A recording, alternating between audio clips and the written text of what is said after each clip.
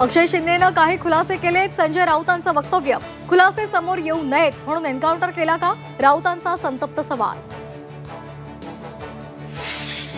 अक्षय शिंदेच्या मृतदेहाचं जे रुग्णालयामध्ये पोस्टमार्टम सुरू।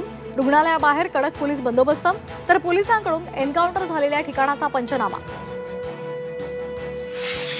महायुतीच्या जागा वाटपावर शिक्कामोर्तब झाल्याची सूत्रांची माहिती।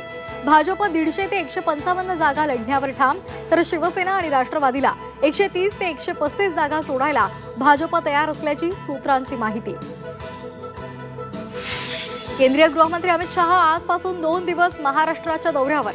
आज नागपूर आणि छत्रपती संभाजीनगरमध्ये बैठका, तर उद्या नाशिक आणि कोल्हापूरचा दौरा। विधानसभा निवडणुकीच्या रिंगणामध्ये आशिष शेलार यांच्या विरोधात प्रिया दत्त यांचा सामना रंगण्याची चर्चा। प्रिया दत्त वांद्रे पश्चिम मधून लढण्याची शक्यता। राज्यामध्ये पुढील 4 दिवस मुसळधार पावसाचा अंदाज। विदर्भ, मराठवाडा आणि कोकणला पावसाचा अलर्ट।